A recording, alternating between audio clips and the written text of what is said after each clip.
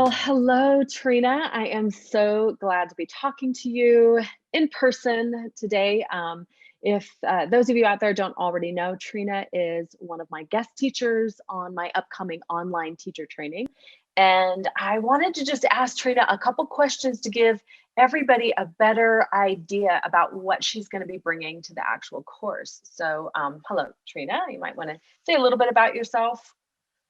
Yeah, so, oh gosh, that's always hard. Say a little bit about yourself. But I guess, long story short, is I wrote this book, and it's called Yoga Deconstructed, and the subtitle is Movement Science Principles for Teaching.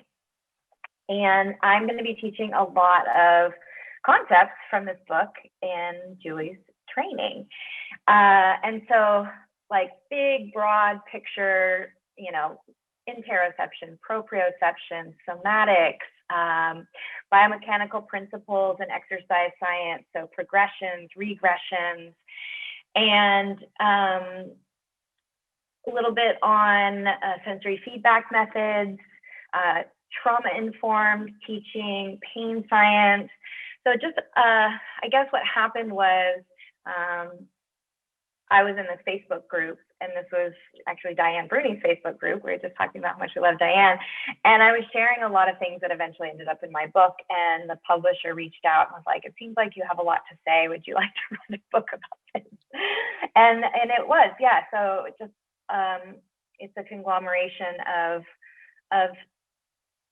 things that I think we all saw that were happening in yoga land that needed to change. And it was sort of like, how can we implement these changes? So yeah, the creativity meets science immersion is going to be part of the level 2 teacher training that Julie's leading. And yeah, it is. I've taught it now for a couple of years. And it's really nice. I've taught it for a couple of times since the book has been out, which has been even better. Yeah, great. Well, I love the book, and I'd been following your work. I think we were both simultaneously stalking each other behind the scenes. And as soon as I got your book, I was like, oh my gosh, this is all the stuff that I do, but I don't bring so much of that, like the real breaking down of that information and the clarity that you've given it to make so much of it make sense, so that, some of us that are more intuitive with the body work, we've given an idea and we can work through it and feel it and understand it quite quickly. You've made it so accessible that, even if you're just new to embodiment, new to moving in your body, new to teaching these methodologies, you just made it so clear. And that's, I think it's going to be fantastic. So I wanted to go through a couple questions with you just to give people a deeper insight. And one of the things that you mentioned that I think is so important is how you break down that, the sensory experience, having people or giving people those preparatory exercises before we're moving into shapes even. It's like, how do I teach people how to feel in their bodies? And that's just, it's just so golden. So yeah, give us a little bit more insight into that. Yeah. So I think, a lot of this came from me being somebody who is pretty hypermobile. And so I didn't have a very good sense of proprioception, but at the same time, I've always been a mover. It's just that my movement vocabulary was very limited. I did things like gymnastics and cheerleading when I was young, because that's what I was good at because of my extreme ranges of motion. And so then when I started, when I started exploring other types of movement and other ways of moving, I realized how little I knew. And then when I started teaching, I realized not only were there people like me who were maybe on the extremely flexible end of the spectrum that struggled with proprioception, but there were also people just in general because of lack of movement in our Western society and the focus on like organized sports over these principles, like just how can you expect to be good at these highly skilled tasks that we often do in yoga, like a handstand or a headstand or a full wheel back bend that, you know, I did as a gymnast and was naturally flexible and just, you know, got lucky because I was a kid.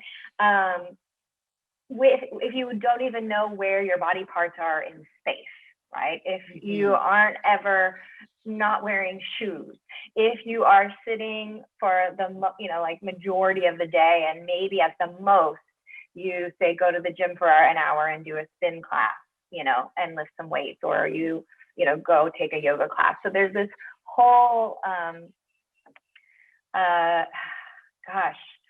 lexicon, I don't know if that's the word, but we just don't learn any of this in school. We have no body fluency that we're taught. We all just have this memory of like the presidential awards test and, you know, the sit-ups, pull-ups, the 1 mile run, you know, and like that was the like entire canon of body fluency, other than like whatever sport you chose. And as adults and as yoga teachers, we're teaching adults and realizing that that's also where they're coming from. So, you know, we can't expect them to do gymnastics if they don't already have at least a good sense of like, where's my spine? How do my arms relate to my spine? How do my legs relate to my spine? I can't see my spine, but I know it's there, you know, and somebody's asking me to do something with it, you know, and so there's a lot of, you know, exercises in the book that I think are fun, ways to help people sense, like maybe they've never seen a skeleton other than on Halloween, and so they don't remember what it looks like, but that, yeah, like, you know, you've got your skull, you've got your rib cage, and you've got your pelvis, and there's, you know, like tissue in between those three bony, you know, things, and there's so many different ways that you can move that are big and small, and we were just talking before this discussion how I listen to a lot of podcasts because I don't like to listen to myself think. But when it comes to interoception, I'm totally on board, and I think that can be like, you know, having somebody, I talk about this at the beginning of a class, maybe just be in constructive rest and notice the texture of the air on their skin, or notice, which would be exteroception, or notice the pace of their heart, which would be interoception, to get them out of the, you know, like the rush, the hurry of where they came from, so that then they can dive into the next step of like a class that I would normally teach, which would be some sort of short somatic sequence, like, and whether it comes from Feldenkrais or Bertinieff or Hanna Somatics, or use some sort of sensory feedback method. So say, I want to teach a skill around the spine, and so we take some massage balls and use them along different areas of our spine at the beginning. And so we're building this language of movement fluency from the ground up, from the like most basic place of, you know, relaxation, awareness of breath or heart's pace, and then feeling things like, what does it feel like to have different body parts on the floor or touching a foam roller or a ball, and then building into preparatory exercises. So exercises you would see in, say, like the pre-Pilates world. So exercises that are taught to prepare you for like classical Pilates. So in classical Pilates, the first mat exercise in the sequence is the hundreds. And just like with yoga, the hundreds is a hollow body hold, which is a gymnastics drill that I used to do as a kid. And most people, again, like for some reason it comes back to gymnastics. So like, what can we teach somebody that's a little more regressed than a hollow body hold, but still teaches them something about flexing their spine against gravity while they're lying on the floor? So maybe it's just lifting their head up and down. Maybe it's just lifting their head and chest up and down. You know, maybe it's like rolling in a shape, because that's like a hollow body shape. And then maybe it's like huffing and puffing and counting to 100 while pumping your arms furiously. You know? So yeah, and I think what happens is people who may get frustrated with, for me, yoga poses, they represent mostly end ranges of motion at multiple joints. Mm-hmm. If you're naturally flexible or somewhat hypermobile, you'll have easy access to those shapes. You just won't be very good at holding them or transitioning in and out of them. Mm-hmm. Absolutely. And then, yeah, if you're on the other end of the spectrum, you won't even have access. And so how can we make the people that are more naturally flexible have a better sense of where their body is in these big shapes? And how can we make the people that don't have access to these big, huge end of range of motion shapes have an experience that is just as worthwhile as if some shape has more worth than another, but in their minds, that's what they've seen. And then working our way towards like a traditional asana sequence at the end of class. Yeah.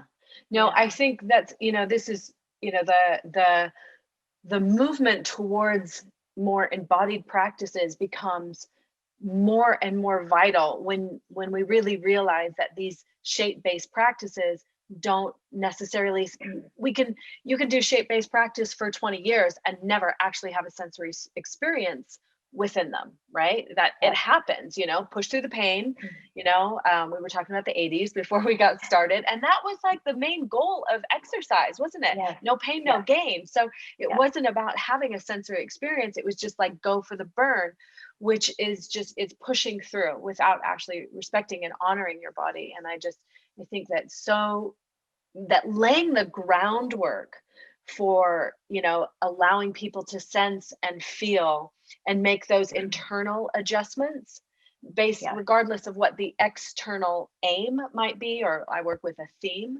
it's like, I want you to feel and sense. And that's something, it takes time for people to learn that. And that's why I love, so many of those preparatory exercises that you give.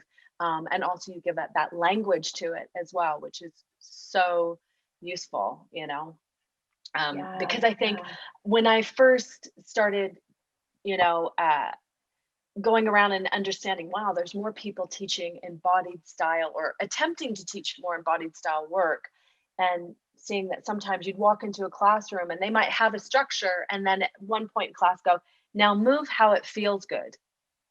And I would think, what if you don't know what feels good? What if you don't trust what feels good? Because nobody taught you to trust your own sensations, there's so often, I'm sure you've had this before, where somebody is, doing something and they're like, but it doesn't hurt.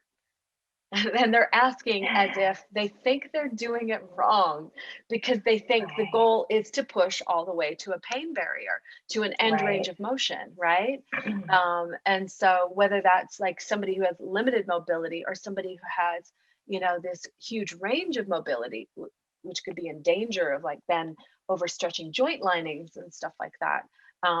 Bringing it back to something really simple is just so important, So I'm so glad you're going to be doing that. So I don't have to break all that down. Well, it's so funny because I think we teach in a very similar way. It's just that you blend it all together. And I kind of separate it into pieces. And I love how you do it, because you're teaching preparatory exercises, you're teaching somatics, you're teaching sensory feedback.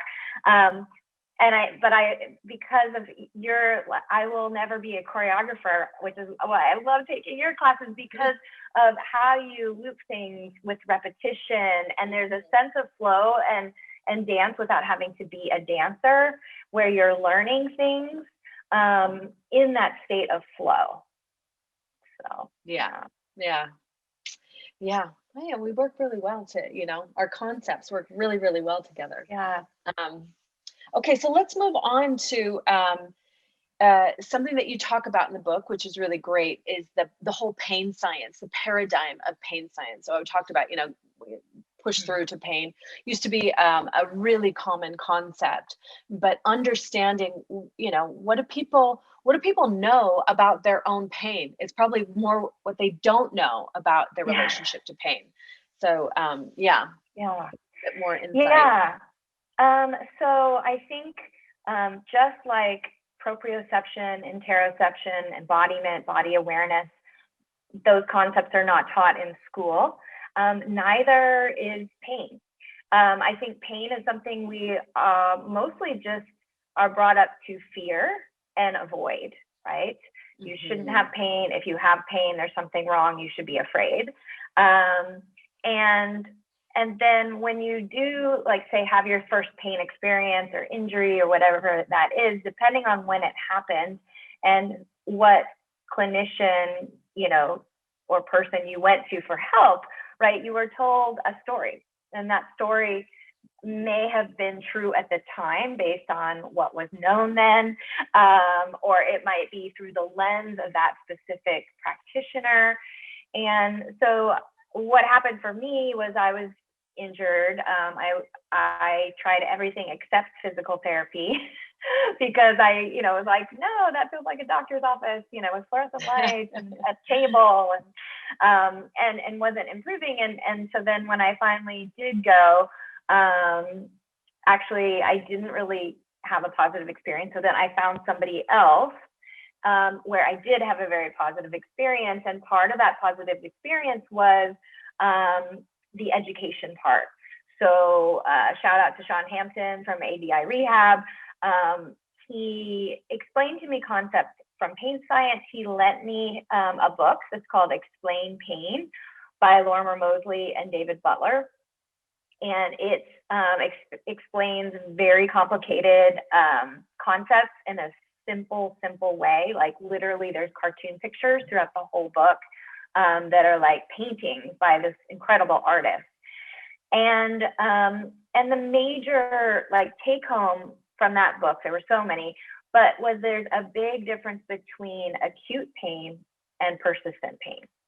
And so if you've been in pain for more than 3 months, more than likely, you know, in my case, I'd been going to physical therapy for 3 months, the tissues had healed, meaning I had progressed from like not being able to lift anything, you know, with my right hand, even like a pitcher of water, to doing exercises with stretchy bands and light dumbbells and not having pain all the time, just the pain kind of being intermittent. And learning about how sometimes there's this loop in our brain from when the pain was acute that doesn't shut off.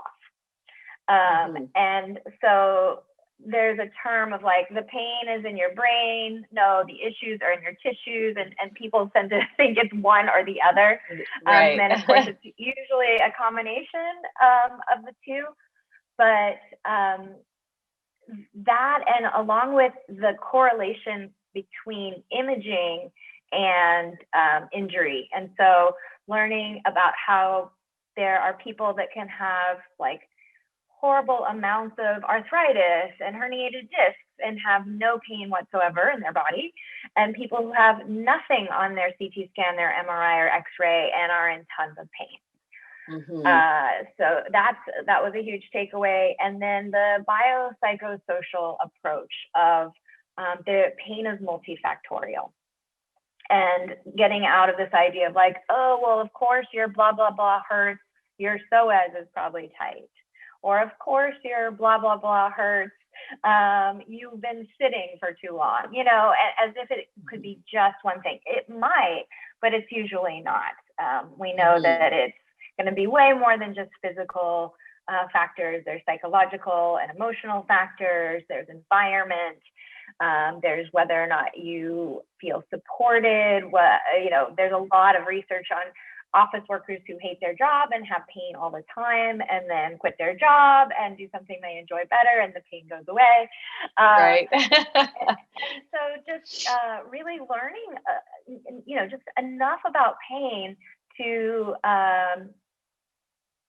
feel like you can guide your students to a practitioner because of scope of practice, but you can also give them some education that they might not have that will help them to get out of pain. Yeah, absolutely. I think the more people, I talk a lot about expectation, like moving without expectation. And so often that's linked to pain. You know, people will say, oh, I can't do this because, you know, I have this, this, and this. And if you say that to me at the very beginning of class, I'm like, okay, you're starting the class with the expectation of not being able to do something. You're expecting to feel pain or discomfort whenever you do this. And so that's why I love, working with, changing the way they approach movement, because then often people have said to me, wow, at the end of that class, I realized I never felt that whatever thing going on in my shoulder, thing going on in my hip.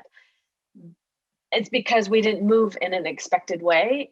So you didn't have that, you weren't meeting that pain with, oh, this is where it always is. And anytime the teacher does a forward bend, I experience this. And it's like, you're probably not going to do a forward bend in my class.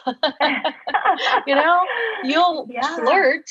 Like, I love flirting with the forward bend, but maybe you won't, maybe you will, maybe you won't, but I don't want you to expect anything. And it's so interlinked with what people experience. Is, what are you expecting first and foremost? Yeah. And what you're describing is just variability, movement variability. And so a lot of times people are in pain because they have no movement variability, and then they vary their movement or they cross train in some way and the pain goes away. Right. Yeah, absolutely. And I love those moments when we can offer that. Just, I would say it's an investigation, right? And then they're like, oh, wow, yeah, change it up and it doesn't hurt this way. Oh, okay. It's not right or wrong. It's just like, maybe that's right for you right now, Well, and that's the education piece, that if you don't have that, if you've been told, no, all you need to do is this one thing, whether that's asana or whatever, and you won't ever have pain, and then you have it, you're going to be upset, right? And then if there's nobody that comes along and is like, oh, you know what, I have had that experience and this is what helped me, instead of doing forward bends all the time, I started strengthening my posterior chain, which is kind of the opposite side of that movement. And then now I do forward bends and it's fine. Right. Yeah. It's, understand the whole structure at the same time. Yeah. I love that. And one final question, as you've been, like myself, pre-COVID, we both used to travel around and teach in a lot of different places. And so you get a lot of information and feedback from teachers all around the world. And what would you say, offering the work that you do and the kind of workshops and information that you share, what would you think was, the biggest aha moment that you see teachers have like that? Like, here's where the penny drops of like, oh my God, I can't believe this makes so much more sense. And it just really helps them broaden their scope for how they're approaching teaching. Yeah, so many things. The first thing that comes to mind would be, and I think this has changed, but I would always teach continuing education courses, and I would get asked the question, well, what's the best pose for this ailment? Or what's the contraindication for this movement or pose? Or what are all the modifications for that? And not understanding that you don't need to memorize any of those things. That there's something called progressions and regressions, where if you know the factors that progress or regress a movement or a pose, then you can help anyone with anything at any time, for the most part, just using your critical thinking skills within your scope of practice. So if you understand load and where load might make it harder versus easier, and it's not always that more load makes it harder, it's frequent, but not always. If you understand about open versus closed kinetic chains, and how generally, like if you offer somebody a closed kinetic chain, it's going to make it easier. Not always, but often. And so there's this list of things that you can go through in your mind to try on yourself and on your students. When it's a private session, obviously there's a dialogue and you get immediate feedback. When it's a group class, you can kind of structure it based on these principles. And then you don't have to feel like you have to keep everybody safe or that you have the ability to keep everyone safe. Instead, you're offering all these different options. And one person's regression might be somebody else's progression, but you're empowering your students to, and again, with yoga, it's all body weight. So it's not like, oh, well, let's just see how this, you know, overhead press feels with a 50-pound kettlebell, and then let's try it with 100. Like, you know, it's not that. It's like, oh, you're in a lunge. Let's see what happens if you make your feet, you know, a bigger distance or smaller distance. And realizing there isn't a magic answer of like, this is where your feet should be for this movement. But rather, we're all different. And there are reasons why certain things might be harder or easier that are good to know. And so we'll go through all of those in the weekend. But it just like takes the burden off of the teachers that I've come in of like, oh my God, like, thank you. You know, I can offer people choices which empowers them to own their own practice and move in ways that they are in charge of, while educating them, as opposed to having right and wrong and good and bad and, you know, do this, don't do that. But then if you don't do that, do this instead. You know, it's a lot more freeing and liberating for the teacher. Yeah, and I think that's so important because what you just said, you know, you empower students and they can own their own practice. And for me, this is just, it's just the golden key to being, you know, an embodied yoga teacher, but even more so, just a modern yoga teacher. It's like we need to stop telling people what to do and telling them there's a right way and a wrong way to do it, right? Because like you said, one person's progression could be another person's regression. We're all different. We're all individuals. And, you know, we're just never taught in school how to be in our own bodies and honor what we feel in our own bodies, right? And I think sometimes there's a bit of throwaway of, you know, just rest in child's pose if you need to, you know, just take a break, just back off.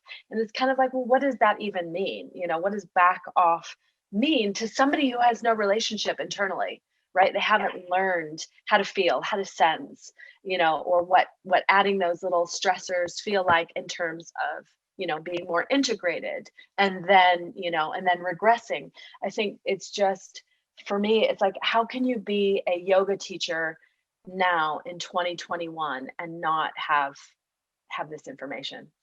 I mean, really, and I think it can be, you know, I'm a big fan of experiential learning. So rather than me telling somebody like, okay, well, there's all these different ways of doing a plank, and here's why you'll do this one, this one, this one, you know, you just have everybody start in a regular plank. And then you say, for some of you, this might feel really easy, right? You know, if you're kind of struggling with it, maybe your wrists are hurting, try it on your forearm. Okay, now that you've all tried on your forearms, you know, you might notice that this is actually harder core-wise because of your relationship to gravity and the angle of your torso to the floor. But it's easier because, you know, there's no wrist extension required. But for those of you that, you know, want to go back to the other plank, right, it's not a good or bad or right or wrong. It's just like one is more shoulder focused and one is more core focused. One involves moving your wrist joint at a specific angle and the other does not. And then now let's all try a kneeling plank. Okay, for those of you that wore pointy toe high heels like I did all through my 20s, and now your toes don't bend backwards very well, you're really loving this kneeling version of the plank. You know, and so let's go back to like alternating between the kneeling versus the toe, because we want to get that toe hinge. That's a really important movement skill to have. But know that you have an option, and also notice like, oh, maybe your core is working a little harder with this kneeling plank than it was in the toe plank because of your physics and your relationship to gravity and being closer to the ground. And so there's not a higher ranking or a lower ranking of any of these planks. They all just do different things. Right. So valuable for that to empower the students. And it's Yeah. like, and from there, you make the choice. And those choices can Exactly. change each day as well. Someday you Yeah. might go, yeah, I want to focus on my feet a little bit more today because I Right. know I wore pointy toe high heels for too long. Yes. It's just you empower them to feel it. And when they feel it and they can own it, then they can layer it. They can make their own choices, and then they have freedom. And that's really about, for me, that's the doorway to all the yoga practices. It's not, asana is not about having a right and a wrong and a good and a bad. It's like, I need to give you a doorway into your body and a sensory experience. How you occupy space internally and externally are learned through all understanding how you work and behave and move, so that when you are sitting in stillness and meditating instead of And not listening to a listening to a podcast, Yes. the interoception, whether it's physical, mental, and emotional, you trust it because you've already learned how to trust your body. And Yes. yeah, I just think all of that together is just, yeah, it's like, how do you teach modern yoga without this information? For me, it's just a no-brainer. Yeah. And I was just thinking about this, like, if you've ever been in psychotherapy, part of the psychotherapeutic process is being seen and heard, right? Somebody is looking at you and listening to you, and unconditionally you're being open to what you're talking about without judging it. And I think that can be applied to movement with that example of the planks. Like, there's no judgment here. Like, everybody's toes hinge differently. Everybody has, there's no shaming of like, oh, well, you're not strong enough to hold yourself up in a plank. It's like, no, Yeah. all of our wrists are different. And so, yeah, this unconditional positive regard of providing these options, it expresses how you are seeing everybody for who they are and how they're showing up in that moment. And it's there's no judgment. So important. No judgment and no expectation. Yes, right? yes. They go hand in hand. Like, I can't judge myself, and if I'm not judging myself, I can't expect, like, if I don't go in with I'm going to be good or bad at this, then we can just be in it, right? Yeah. Yes. Well, Trina, we both agree you and I could talk forever about on so many different subjects. I know. Yeah, but ultimately, I'm so glad you're joining me for this training. I think it's going to be such a valuable, addition to the Brahmani trainings, and you're offering 2 weekends throughout the 15-month course. And yeah, I'm super excited about this. And I also hope that sooner rather than later, we get to present something together in person, Yes. maybe in the US or in Europe. We'll find, we'll find a way. I'm sure it'll happen. Definitely. Yeah. I'm so honored and thrilled to be a part of your training, because I just so admire the work that you do, and all the students that take your training, especially how you have it structured over a long period of time to where you can really immerse yourself in it. And you have recording. So, we love live, but there's also something to be said for being able to hit pause, take some notes, go back, rewind. So the immersion in this level 2 training is going to be life-changing for everyone that takes it. So great. Yeah. Thank you. I hope so too. I know it will. All right. Well, thank you so much for your time, Trina. Thank you.